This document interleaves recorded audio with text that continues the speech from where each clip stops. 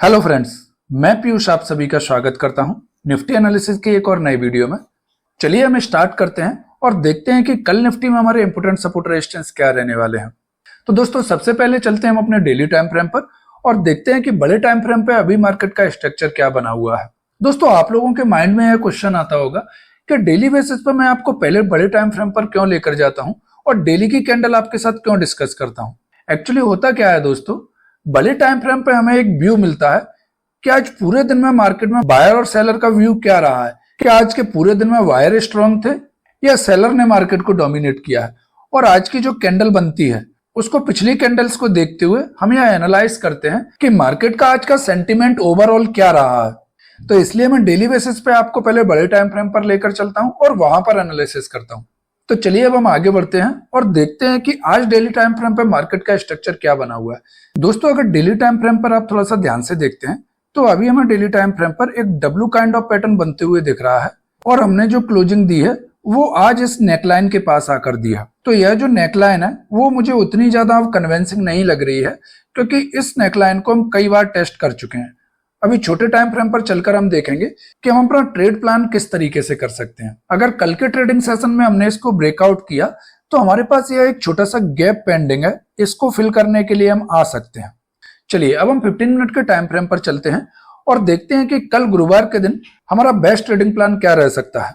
दोस्तों यहाँ पर मेरा आपसे रिक्वेस्ट है कि कल हमारा एक्सपायरी होने वाला है निफ्टी का, तो आज का जो एनालिसिस है वो कल के लिए हमारे पास काफी इंपोर्टेंस रखेगा। तो प्लीज इस वीडियो को पूरा देखिएगा जिससे कोई भी इंपोर्टेंट इंफॉर्मेशन आपसे मिस ना हो। दोस्तों यहाँ पर ध्यान दीजिए, आज जो हमें ओपनिंग मिली वह लेवल था हमारे पास 25,140 के आसपास। आज दिन के दौरान हमने जो लो लगाया है वह लेवल है हमारे पास 25,080 के आसपास और जो हमने हाई लगाया है वह लेवल है हमारे पास 25,235 के आसपास।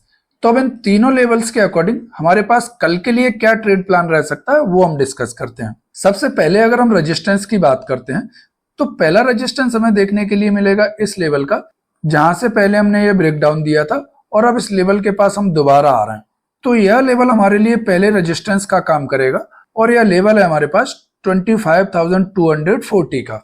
इसके बाद जो दूसरा रेजिस्टेंस हमें देखने के लिए मिलेगा वो रहेगा हमारे पास ये स्विंग हाई और थर्ड रेजिस्टेंस रहेगा हमारे पास इस स्विंग हाई का। अब ये जो लेवल है वो मैं आपके साथ एक बार डिस्कस कर लेता हूं। पहला रेजिस्टेंस का लेवल है हमारे पास 25,250 के आसपास। इसके बाद जो दूसरा रेजिस्टेंस है हमारे पास वो है 25,320 का और थर्ड रेजिस्टेंस है हमारे पास 25,420 के आसपास। अब कल के लिए हमारा ट्रेडिंग प्लान क्या रह सकता है वो हम डिस्कस करते हैं। तो आज की जो हमें क्लोजिंग मिली है वह क्लोजिंग मिली है 25,200 के आसपास। अब इनकेस अगर हम इस लेवल के ऊपर ही कहीं ओपन होते हैं और कुछ देर ट्रेड करने के बाद यह जो रेजिस्टेंस है हमारे पास जिसका लेवल है 25,250, इसको जब हम एक स्ट्रॉन्ग कैंडल के साथ ब्रेकआउट करते हैं तो फिर हम जो फर्स्ट मूव में जा सकते हैं वह पहला मूव हमें लेकर जा सकता है 25,320 के आसपास। उसके बाद जब हम इसको ब्रेकआउट करेंगे तो दूसरा मूव हमें लेकर जाएगा 25,420 के आसपास और थर्ड मूव में हम जा सकते हैं अपने इस लेवल के पास जो कि हमारे पास 25,500 का।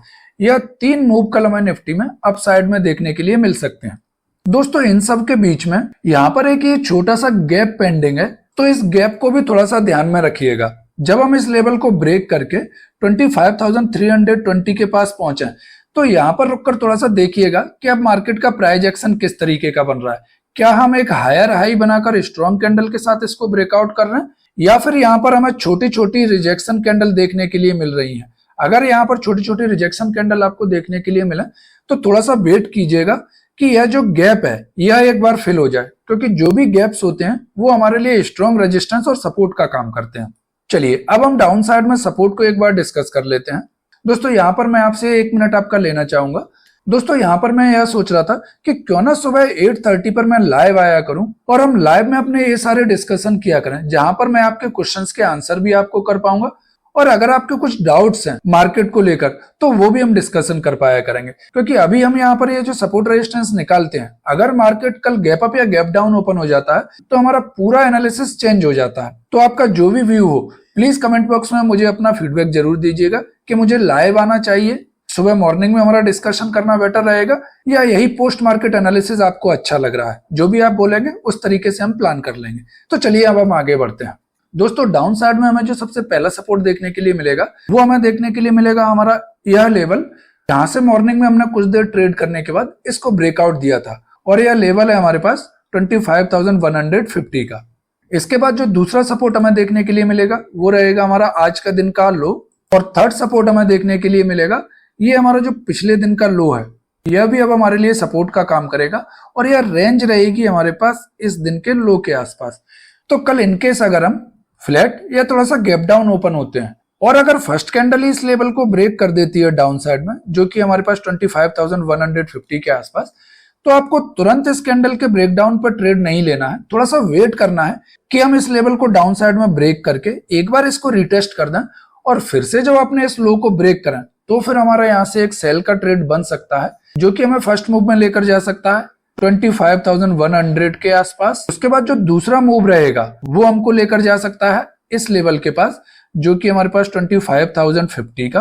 और थर्ड मूव में हम जो जा सकते हैं वो हमारा यह लो रहेगा, जहां से मार्केट में हमें एक अप मूव देखने के लिए मिला है, और वह लेवल है हमारा साइकोलॉजिकल सपोर्ट, जो कि है 25,000 का।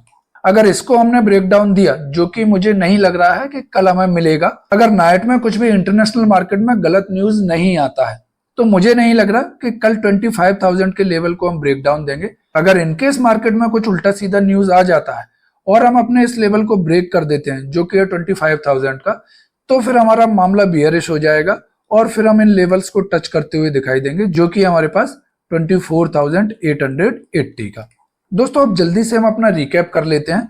तो हमारे जो रेजिस्टेंस रहेंगे वो रेजिस्टेंस का लेवल रहेगा हमारे पास, अगर हम 25,260 को ऊपर की साइड में ब्रेकआउट करते हैं तो पहला रेजिस्टेंस हमारे पास रहेगा 25,320 का, सेकंड रेजिस्टेंस हमारे पास रहेगा 25,420 का, और जो थर्ड रेजिस्टेंस हमारे पास रहेगा निफ्टी में वो रहेगा 25,500 के आसपास।